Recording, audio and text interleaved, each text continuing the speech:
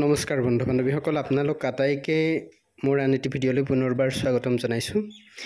ইতিমধ্যে অসম চৰকাৰৰ মাননীয় মুখ্যমন্ত্ৰী ডক্টৰ হিমন্ত বিশ্ব শৰ্মাই ঘোষণা কৰিছে যে 10 অক্টোবৰত প্ৰায় 40,000 আৰু ইয়াৰ লগে লগে অসম চৰকাৰে নৱেম্বৰত নতুনকৈ পুনৰ নিযুক্তিৰ বাবে আবেদন প্ৰক্ৰিয়া আৰম্ভ কৰিব।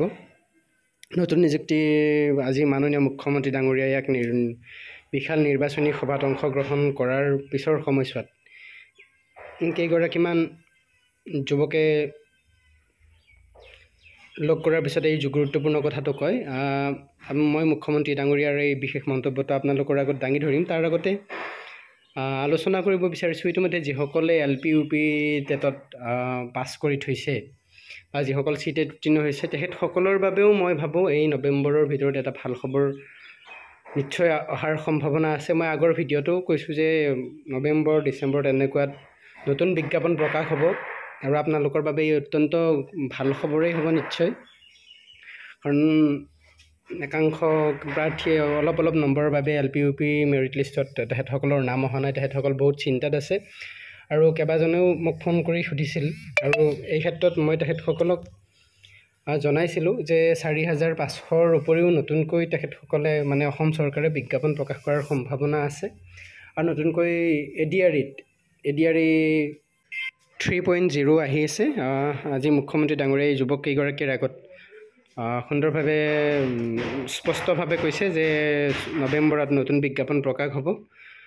আৰু LP UPৰ ক্ষেত্ৰত এই বিজ্ঞাপন নতুনকৈ আহিবনে নাই, অসম চৰকাৰে নতুন নিযুক্তি দিবনে নাই শিক্ষকৰ, এই সন্দৰ্ভতো আমি আলোচনা কৰিম।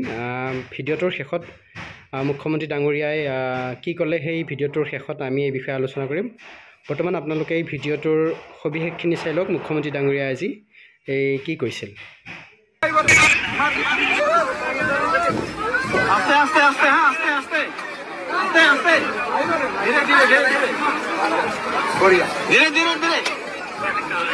পুলিচৰ দৌৰিবি নৱেম্বৰত পোষ্ট ওলাব, চবে ধুনীয়াকৈ দৌৰিবি। খবৰ ভাল আৰু ভেঞ্চাৰ নৱেম্বৰত আহিব। আপোনাৰ এষ্টাব্লিছ কিমান? 2001টো হৈ যাব।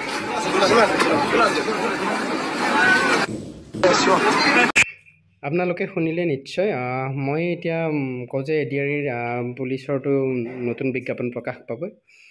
LP UPত যিমান যি আপোনালোকে চেষ্টা নকৰক কিয় অভাৰলেপিং হোৱাৰ সম্ভাৱনাটো প্ৰকট হৈ পৰিছে, কাৰণ 10 অক্টোবৰত নিযুক্তি দিব লাগিলে সময় হাতত খুব কম। গতিকে তাৰ আগতে তেখেতসকলে গোটেই যাৱতীয় কামখিনি কৰিব লাগিব। উইথড্ৰ ছিষ্টেমটো দিছে যদিও কোনো প্ৰাৰ্থীয়ে GTPGTৰ ফাইনেল মেৰিট লিষ্ট নোলোৱাকৈ যে উইথড্ৰ কৰিব, এই সন্দৰ্ভত কোনো স্পষ্ট তেনেকুৱা ছবি আমাৰ মাজলৈ অহা নাই।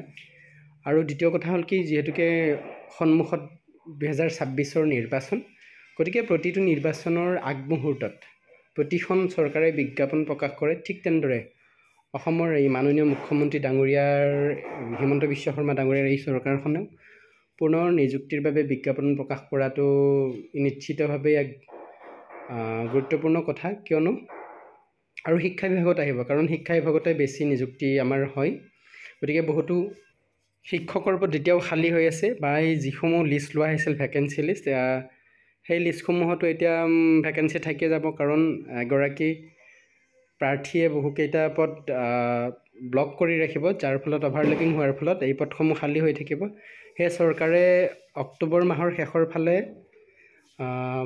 বিভিন্ন অফিচৰ মাধ্যমেৰে বিভিন্ন স্কুলবিলাকলৈ খালী পদৰ বিৱৰণ বিচাৰিব আৰু তেনেদৰে বিজ্ঞাপনসমূহ প্ৰকাশ কৰাৰ যথেষ্ট সম্ভাৱনা আছে। ভিডিঅ'টো ইমানেই আছিল। যদি ভিডিঅ'টো ভাল পাইছে তেনেহ'লে লাইক, কমেণ্ট, শ্বেয়াৰ কৰি দিবলৈ নাপাহৰিব। আৰু মোৰ এই বিশ্লেষণটো কেনে পালে আপোনালোকে কমেণ্ট বক্সত গৈ মতামতসমূহ জনাবলৈ নাপাহৰিব। ধন্যবাদ।